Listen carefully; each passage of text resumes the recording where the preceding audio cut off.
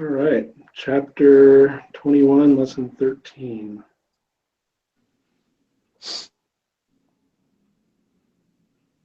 All right, which of the following actions might we logically expect to result from rising stock prices?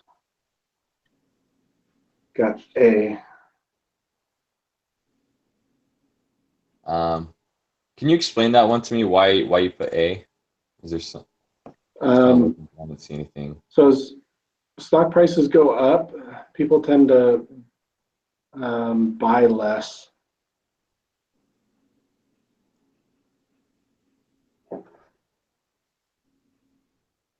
Plus, Okay, that makes sense. Yeah.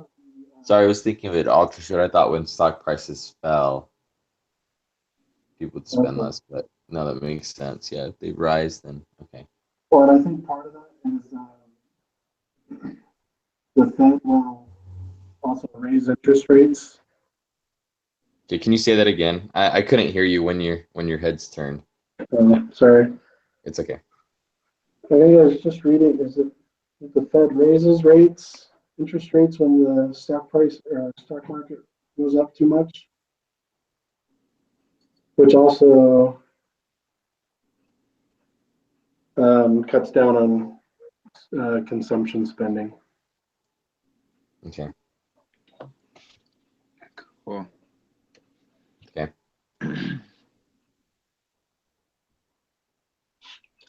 So number two. Maybe we should compare with what Brent did. He get A as well. That's Yeah, he what put Brendan got. Yeah. he put A.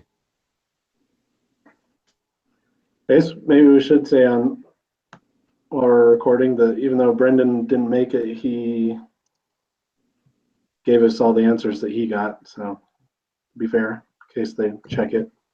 Yeah. But anyway, so two. For the U.S. economy, money holdings are D, small part of the household wealth, and so the wealth effect is small. Yeah. It's Okay. pretty straightforward. Yeah, that one was pretty straightforward. Three, a situation in which the Fed's target interest rate has fallen as far as it can fall is sometimes described as a B. E, I think is what it is too. Liquidity trap. Mm-hmm. Cool. Isn't that what happened? Isn't that what it said happened in like 2008, 2009?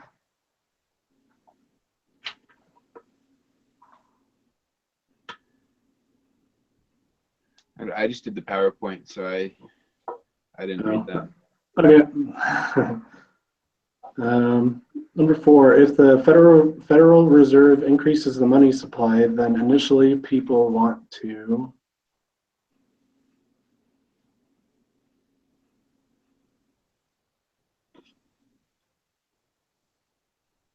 I put B.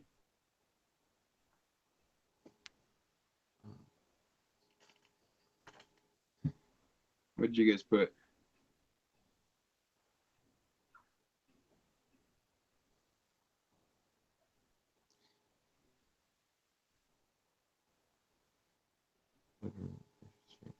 Yeah, so when they increase the money supply, we know that the equilibrium interest rate decreases, investment spending increases, and there's a shift to the right of the demand curve. This is asking buy bonds. Buying bonds would be investment spending, which would, yeah, you're right, make the equilibrium, the interest rate fall. So, yeah, D, I think is what it should be. Oh, D. Yeah, Eric, Brendan got D. Okay, I put B. Do you want to Yeah. explain that real quick then? Yeah. Like, So I found it in the summary at the very end. Um, okay. so basically, it talks about what happens when the money supply increases. Let me see if I can get there. Come on. Okay, so basically it says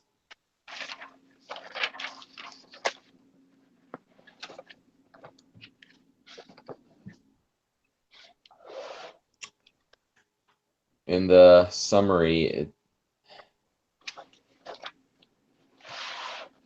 I believe in the third point. Is that right? Policy info.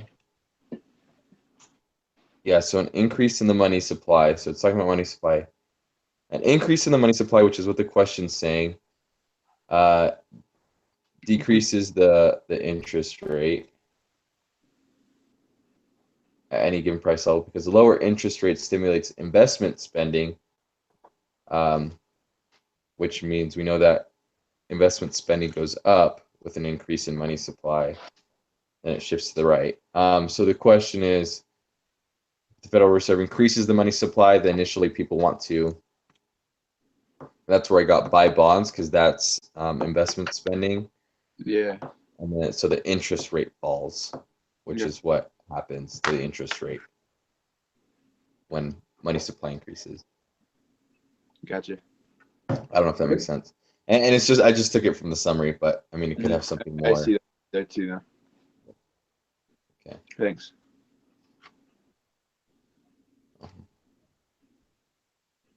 Alrighty. Ivan, if the Fed conducts open market purchases, the money supply, that's purchases, right? So money supply increases. We know that the demand curve shifts to the right, for sure. Well, I'm guessing that would also increase the aggregate if it shifts to the right. So I think it's A on this So one. that would be A. Yep. I got that too. Nice. It's in the figure 3. Basically, it does the same thing. That's cool.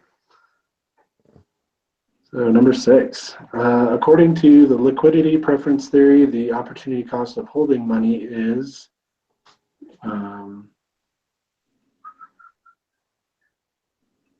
cost of converting bonds.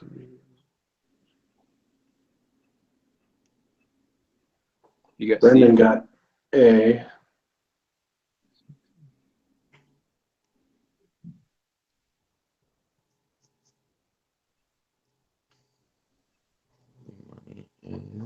I think it's the interest rate. I think it's A.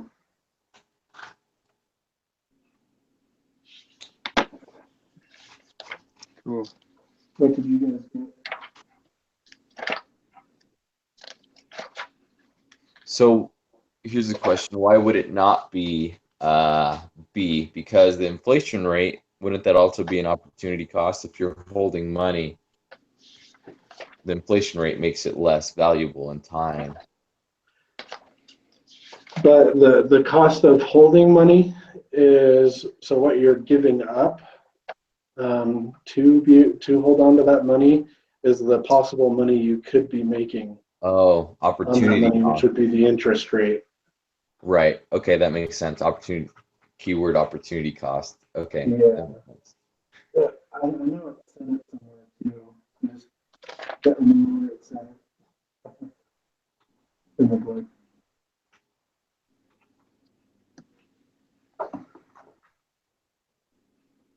But are we good there, or should we try to find it? No, I think that's good. Okay. Brendan got the same thing. That's what I put. So Yeah, Brendan got the 6A same then? thing. What? 6A then? Mm-hmm. Yeah. Cool. All right, 7. According to the liquidity preference theory, an increase in the price level shifts the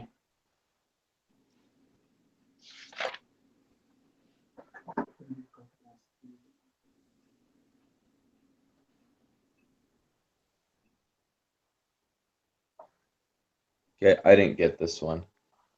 Me neither. Okay.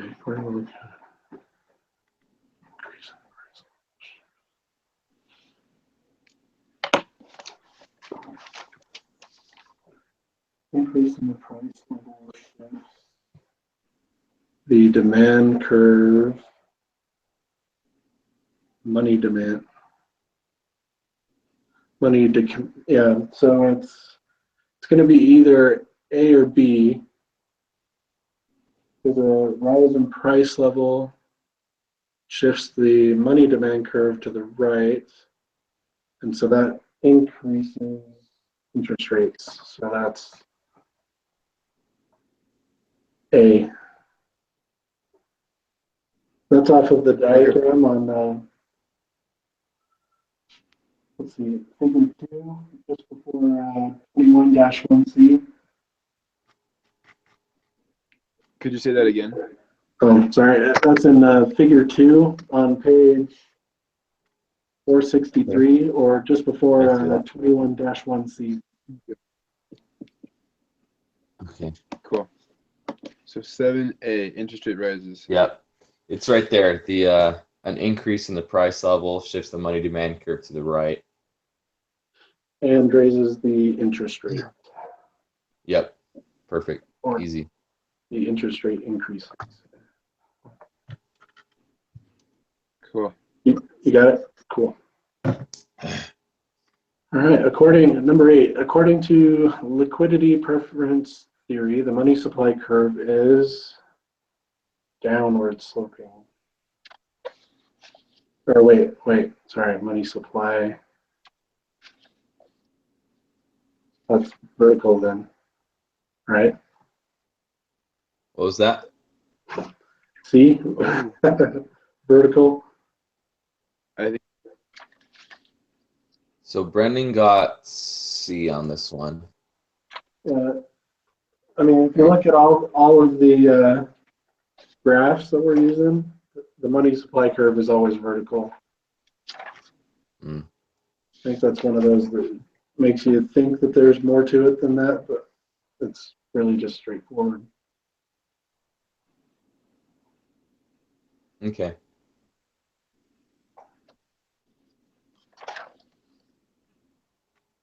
yeah. Because Oh, that's C, right? because the interest rate always adjusts to bring money supply and money demand into balance. So the money supply doesn't really change with the interest rate. Yeah. Okay. I think we're good on that one. Okay.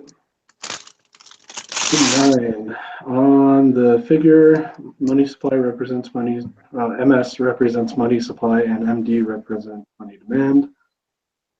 Which of the following events could explain a shift in the money demand curve from MD1 to MD2? Brendan got B.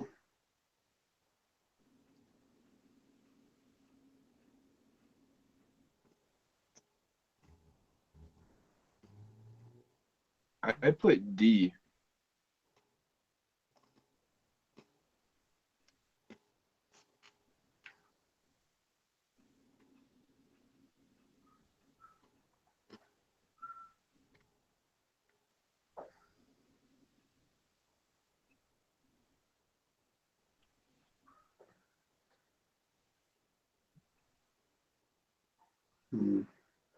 Well, if you go off the same graph from before, an increase in price level could make it shift.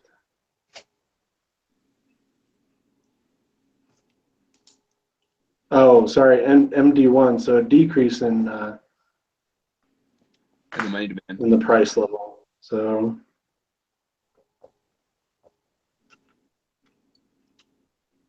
I kind of think A.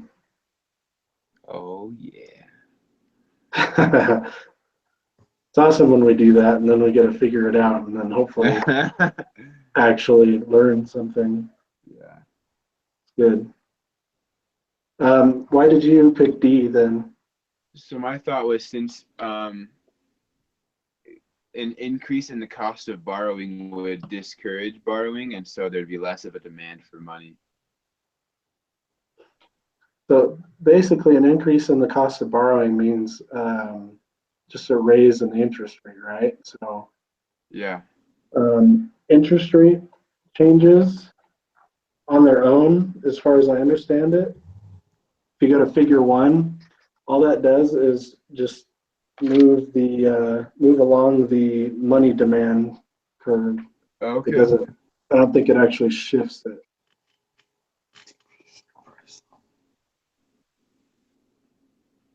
I see that. That's my thinking anyway. Yeah, it's I would think it's A as well. And the reason is because of figure 2, what we were looking at earlier. I mean, it says an increase in the price level from P1 to P2 shifts the money demand curve to the right. So you'd think a decrease in the price level, wouldn't that shift it to the left? That's what I'm thinking. Yeah. So we're looking at probably C then, right? No, because instead of shifting from MD2 to MD1, Oh, I read that backwards. it's Okay. shifting the other way. Yeah, it's decreasing. 9 is, I go it's A for 9. Okay. Sound good for everyone? Yep. I'm good with that. With A. Yeah. If we get that wrong on the quiz, then it's my fault. Anyway, number 10. Which of the following sequences best explains the negative slope of the aggregate demand curves?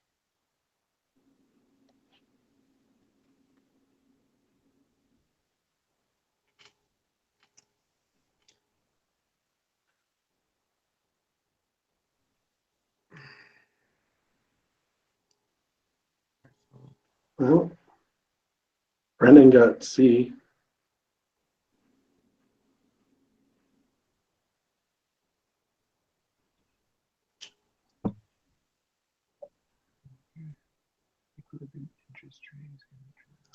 um,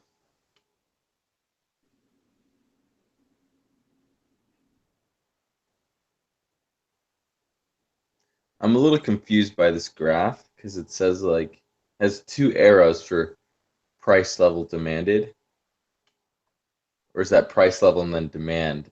Well, hold on. Yeah, I'm trying to figure out how to read it too. It is that's for quantity of goods and services demanded. It's just coming over to the next line because there wasn't enough space. Oh my gosh! Oh, okay, Wow, yeah. I did not see that. I think that was poor design on their part. Yeah. They just needed Okay. Yeah, I was nice like, why are there character 2 on that arrows top for line. price level? Anyway. So I'm gonna check Brendan's because when price level decreases, money demanded decreases. Equilibrium interest rates decrease as well, but quantity of goods and service increases. Okay. So it looks like what Brendan put is actually right because I made like a little graph here of what happens with the price level. I don't know if that's even the right way for you guys, but I did it with arrows too. So this actually like just looking at the arrows. That's funny. I Looks thought like of what- doing the same thing. I was like, I should just map this out so I can just glance at it. Yeah. I think because I'm more visual, so that makes more sense to me. Yeah. And that's basically what happens, right? Everything like price level and all that stuff, the first few things go down or go one direction, and then the quantity of goods and Yeah. services demanded is the one that goes the other way, right? Yeah, exactly. So yeah, So I think it's C. This one. yeah, All right. I think so too. Good job, Brendan. Yeah, Yeah. makes sense. Up, up, down, down, Brendan for the down, down, up. Yeah, it has to be C.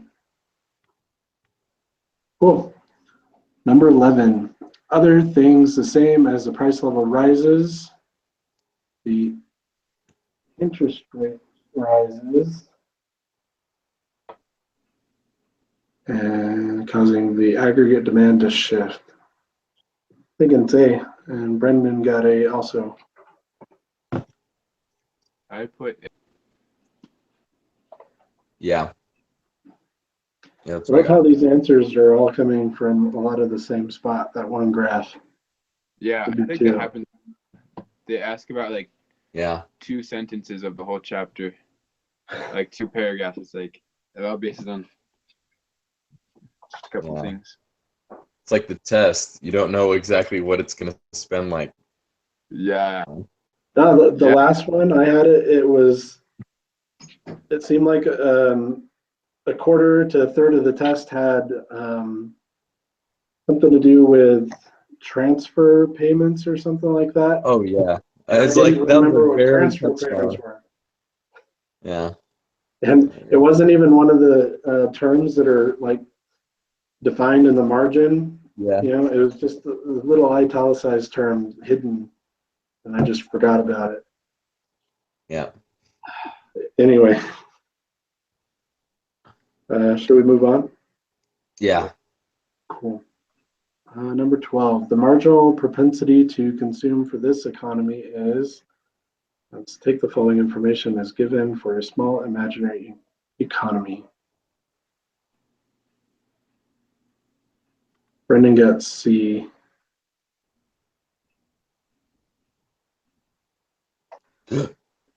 Oh.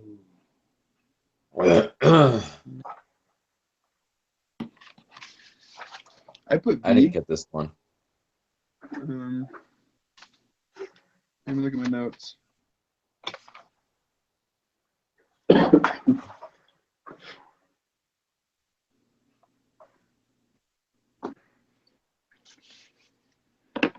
Nathan, did you get an answer? No. Okay. So it's me versus Brendan. So, I'm basing it off of what I saw in the PowerPoint. Let's see where I can find that. Here we go. So there's a slide called the marginal propensity to consume, and it defines it as the fraction of extra income that households consume rather than save. So, based on this, I looked at when income is $1,000 more, there's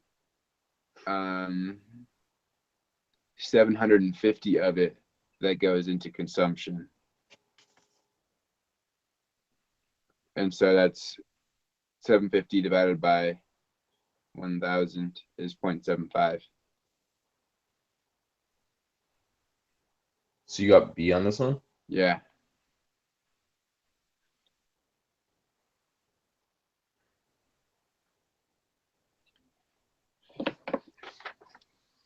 So to consume.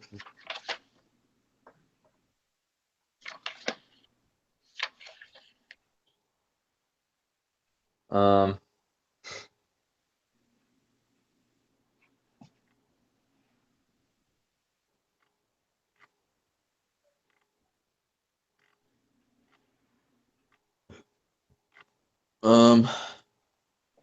So how did you find that out, the marginal propensity? Yeah, how do you do the math for that? Yeah. So, I just now found it in the book. I haven't like read it or anything like that. But on the PowerPoint, it says marginal propensity to consume is the fraction of extra income that households consume rather than save. So, and it has an example. If the MPC is 0.8 and income goes up by 100, then the consumption will go up $80. So it's the percent of whatever more income you get that goes into consumption. How much that? Oh, okay. So you basically just have to do like a 10,000 to 11,000. How does that compare from 6,500 to 7,250? Like, what's the fraction there? Mm-hmm. Okay, that makes sense. Yeah. So I did the income increases by 1,000 and the spending increases by 750. So Okay. 750 out of that 1,000 is 0.75.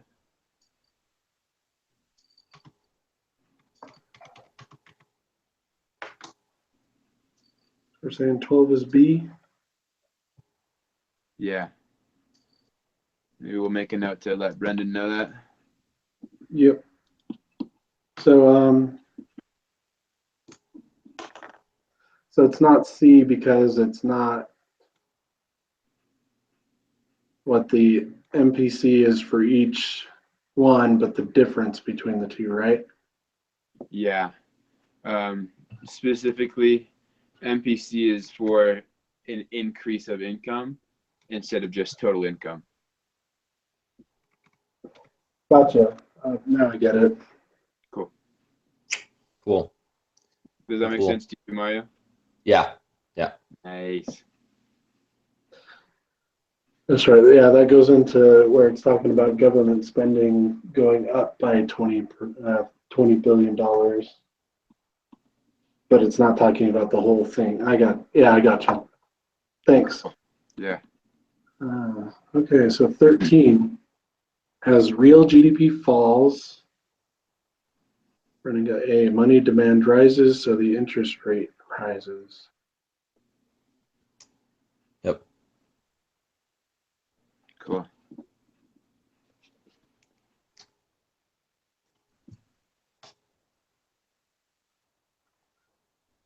All right. So 14. Okay. If the MPC is 0.8 and there are no crowding out or accelerated effects, then an initial increase in aggregate demand of 120 billion will eventually shift the aggregate demand curve to the right by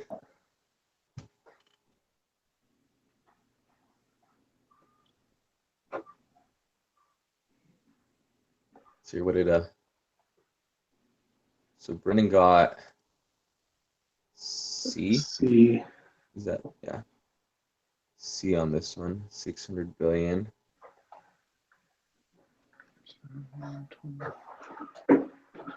Do you guys know how to do it? Because I looked at it and said, I don't know. What's okay?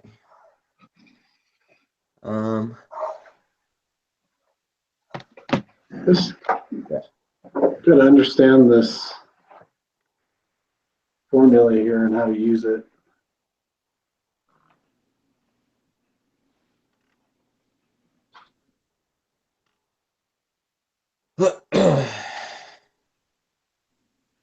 Okay, I think. Whoa, interesting. Anyway, So wait, accelerator effects, what's that? That's not the multiplier effect, is it? I don't know. I didn't see anything about accelerator effects in the. No, I think that's just the spending multiplier like effect. So it's saying what if basically just saying there's no other things affecting the MPC. So it's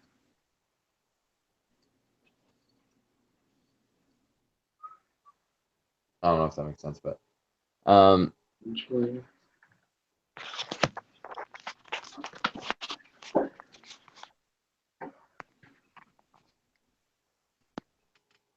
Give me one sec.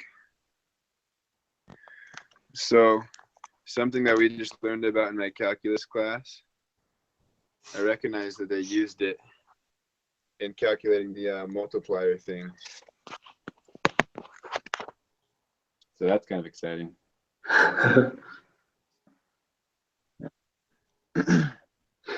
So how I think it works is so it's 21-2C, right? Page 469. yeah. It says to find the total impact on the demand for goods and services. That's what we're talking about, right? Yeah. Okay. We add up these things.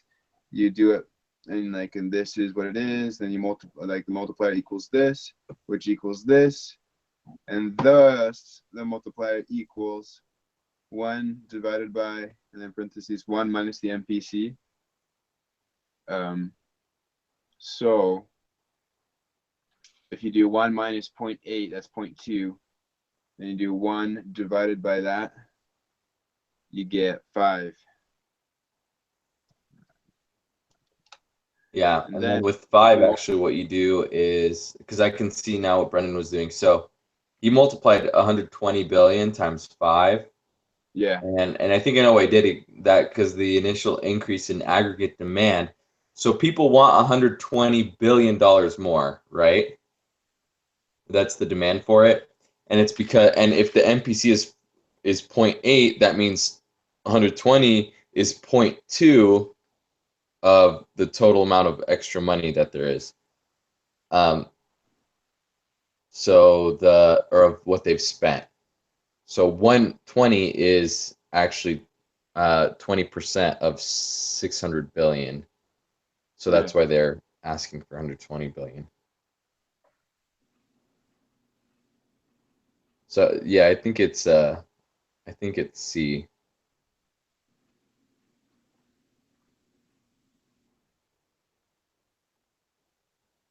I don't know if that made any sense at all. This one kind of a trial and error. You just gotta keep going through each step of consumption until you match one of these numbers.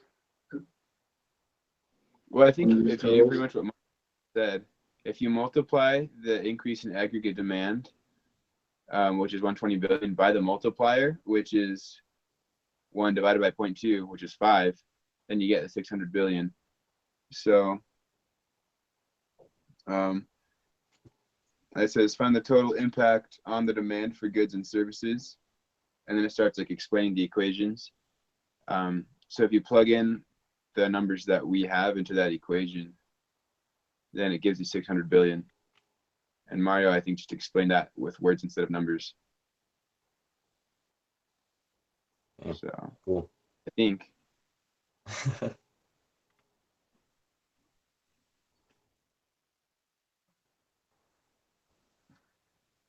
MPC 0.8, yeah.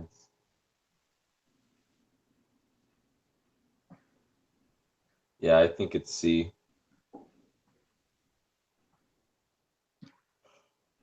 Just based on plugging the numbers into. Okay.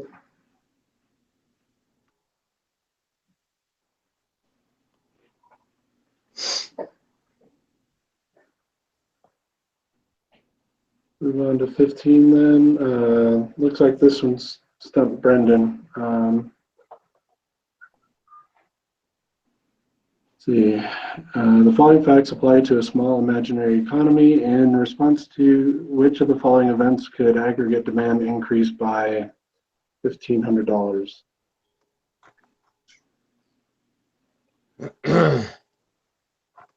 So we have to find the MPC first.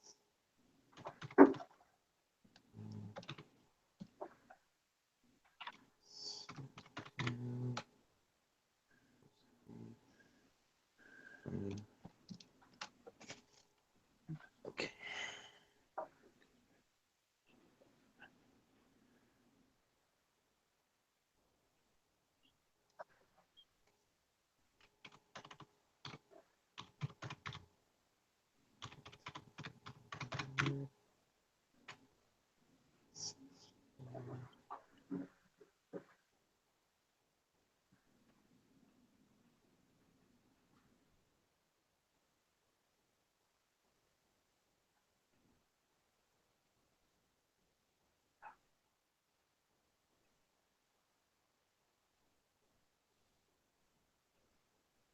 I'm gonna be right back.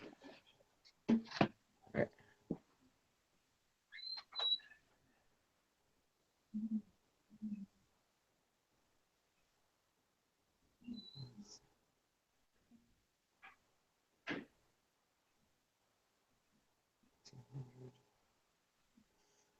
So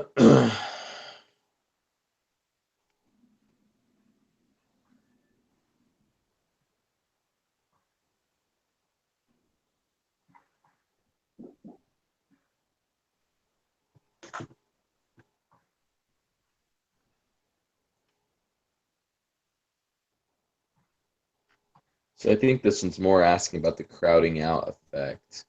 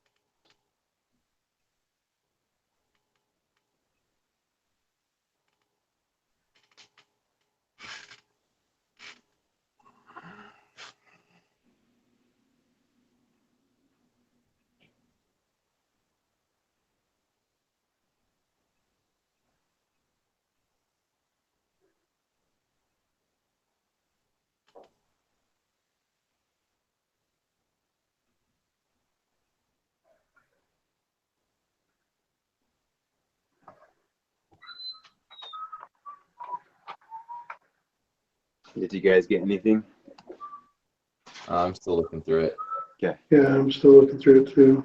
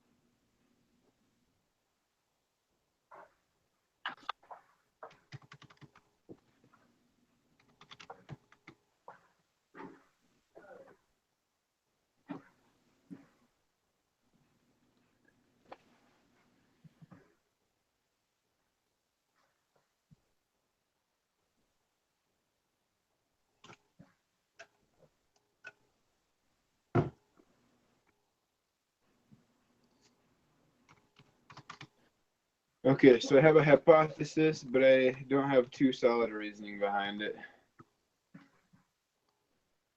Okay. So I think it's C because the aggregate demand increases by 1,500. I calculated the MPC, and that's like 1.5 something. Is that what you guys got? Which you got what? Sorry, say it again. Did you get like 1.5625 for the MPC?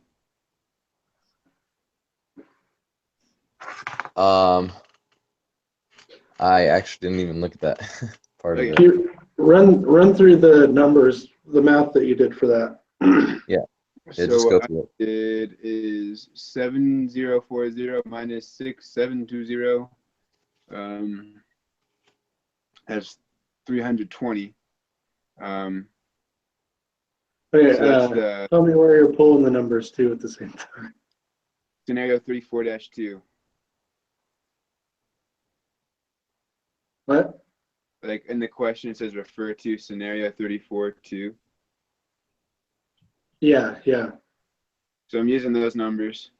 The consumption spending increases by 320, and income increases by 500. So 320 divided by 500 is 0.64. And then The consumption spending goes up by. Oh, sorry. Yeah, you're right. Okay, yeah, I got this far, so 0.64 is what you got. 0.64. Is that what you Is got? that what you said? Yeah. Yeah. Okay, and Cool. then what did you do? Well, I realized that I forgot to do 1 minus 0.64, but I'll use that to find the multiplier. So 1 minus 0.64 is 0.36. 1 divided by that is 2.7 repeating. Then if we do that times 550, so what that would do is that would cause the aggregate demand increase to be just over 1,500. So, for example, for B or C, something increases the demand by 550. Then those would, through the multiplier effect, increase the overall aggregate demand by 1,527 and 78 cents. So then you just need to see what kind of adjusting is available, or what kind of adjusting would make it 1,500. So I'm switching my hypothesis to B. So I guess up to what I was talking about, does that make sense to you guys? Yeah, somewhat. In part, yeah. Okay. So by multiplying $550 by the multiplier that we calculated, it'd be 1527. And then so you got to figure out something that would decrease that by a little bit. Should be And the the- crowding out effect reduces the aggregate demand. And so I think B, if there's a small operative crowding out effect, then that can reduce that 1527 down to 1500 even. Okay. I followed you with the math and it makes sense to me, so And I get what you mean in principle. All right. So we got both sides. Do you want me to try to explain it again for you guys?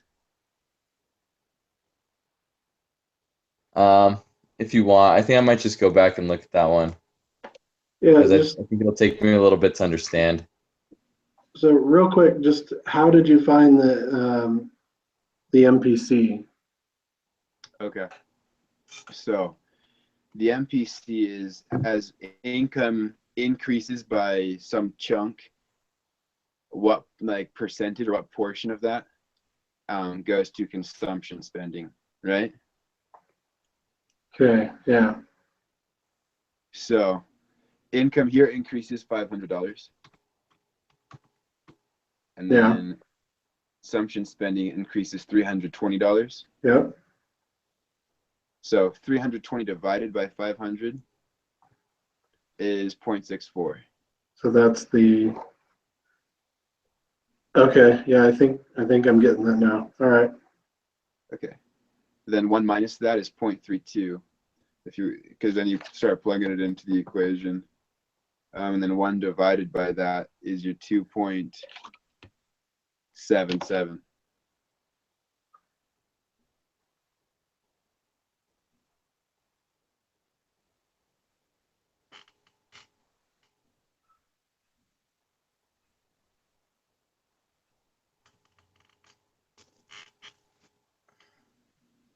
Does that answer your question?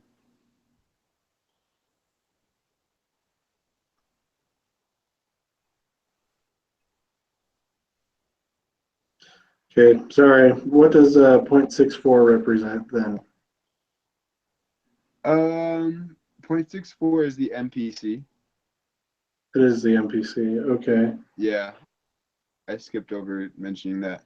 And then the MPC goes into the equation to find out what the multiplier is.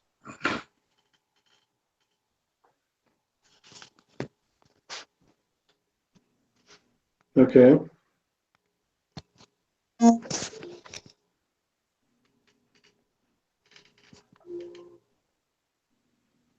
Cool, and I think that's enough to get me started. I'll have to look at it more, I think, after too.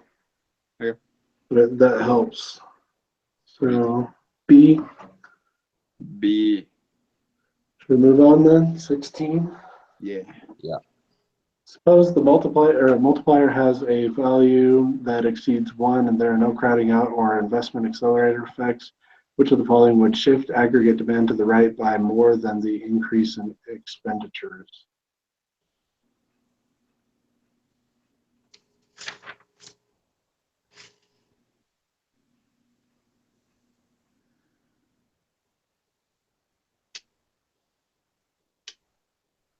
No crowding out effects.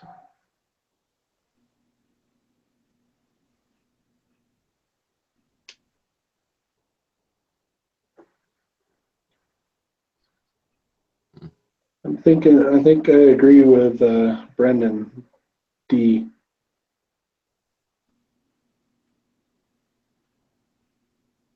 Yeah. And I have written down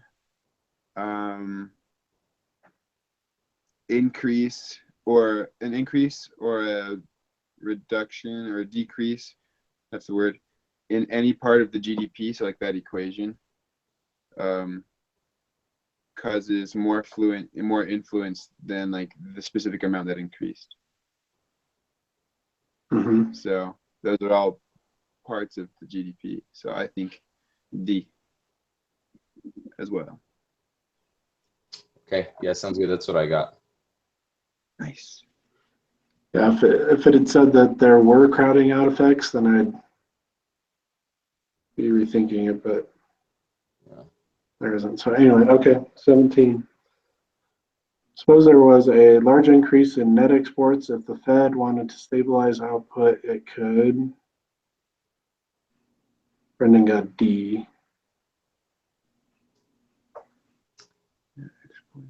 Yeah, well, looking at this little grafting I made, when they increase the money supply, the interest rate will increase, which will also shift the supply curve to the left. And based on the last question, obviously the increase in net exports would shift it to the right. So if they want to stabilize it, then they'd want to do something to shift it back. Yeah, so that would do it. So Makes sense. yeah, vote D on this one.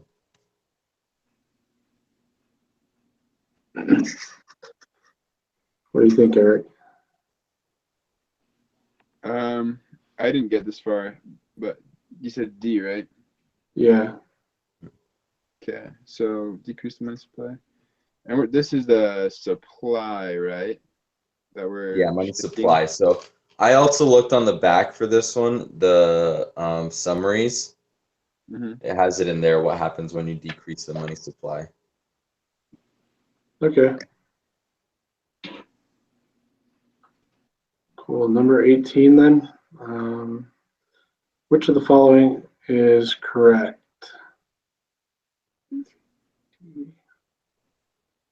Brendan got D.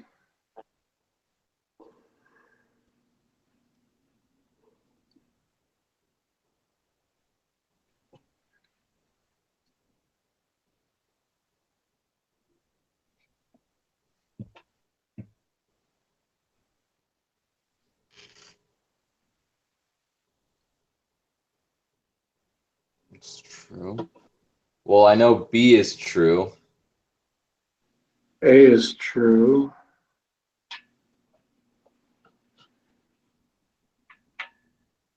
Pretty sure.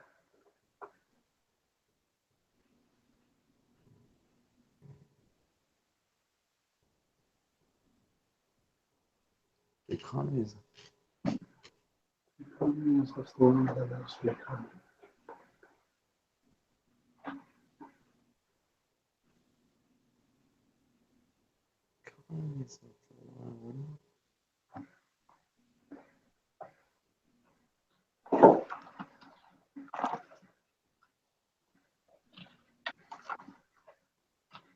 What I don't get is the last part of C, because it says the price level will fall farther.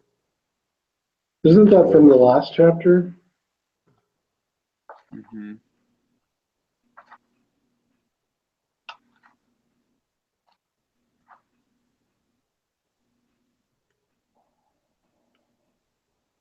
Oh, no, that makes sense. Okay.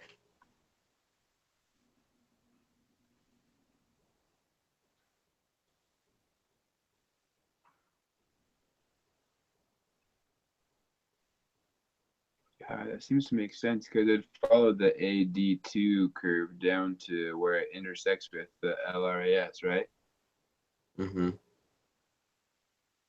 Yeah, so it basically just move along the AD2 to get to equilibrium, which would decrease the price level. For C, that's what didn't make sense to me. So We're going for D then? D, yeah. Okay. 19. Which of the following policies would be advocated by proponents of stabilization policy when the economy is experiencing severe unemployment?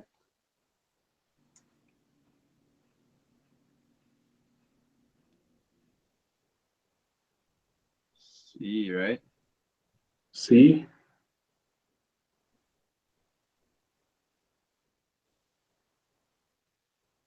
Yeah, that's what Brendan got.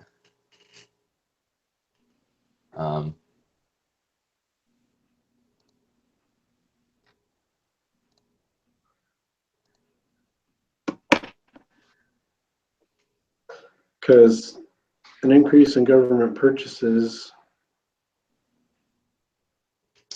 makes it so that companies hire more people, right? So there'd be less unemployment. Yeah.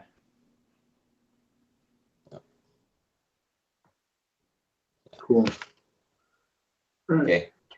20, opponents of active stabilization policy, and Brennan got C, believes some effects monetary policy may be long-lived.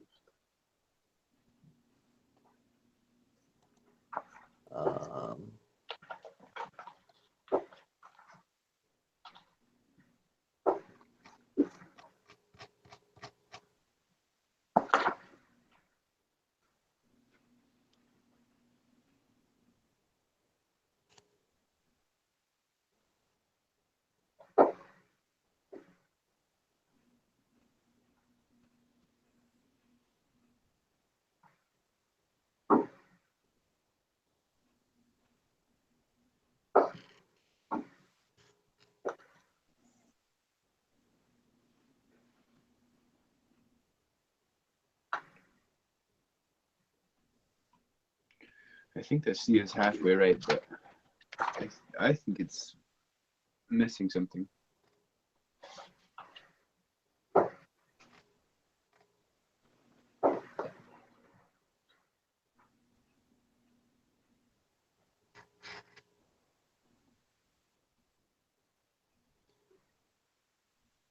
Yeah, so in the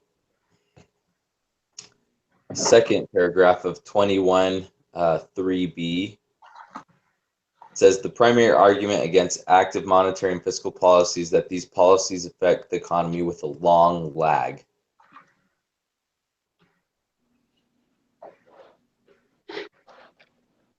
So, I mean, if that's their primary argument, then I think C, believe some effects of monetary policy may be long-lived. Yeah. Sounds good. Yeah. I feel like long-lived usually is like a positive thing, but here it's a negative thing. So I'm like, you know what I'm saying? Yeah. Just based on our language, it seems to me like that wouldn't be the answer, but it seemed like the words are the right words. So Yeah, they do use a different long lag, but I don't know. It's just a word choice or something. yeah.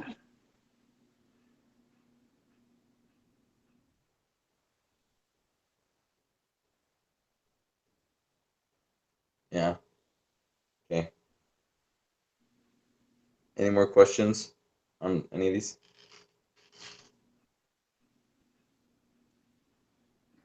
Nope.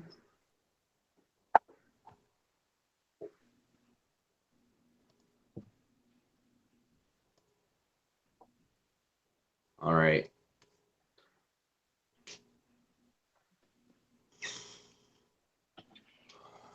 Hey, was this our last one? Or is there a lesson after lesson 13? It's a good question. Oh, there's lesson 14. There is? Is there a reading for it? Let me look. Overview.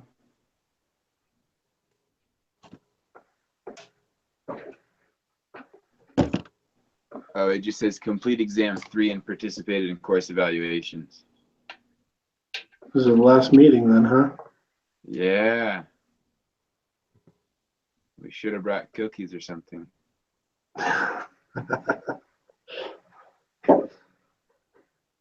All right, guys. Well, it's been good. Thank you for this help. Maybe someday we'll meet in real life. Yeah, maybe. Or we'll have another economics class together. Who knows? Yeah. I'm Hey, thinking, Mario. Beard. What's up? Good luck with that beard. Maybe we'll see Oh, thanks, man. you in the. It in still the- is not comfortable whatsoever. Now the hairs are starting to like get into my mouth. Oh yeah. Oh god.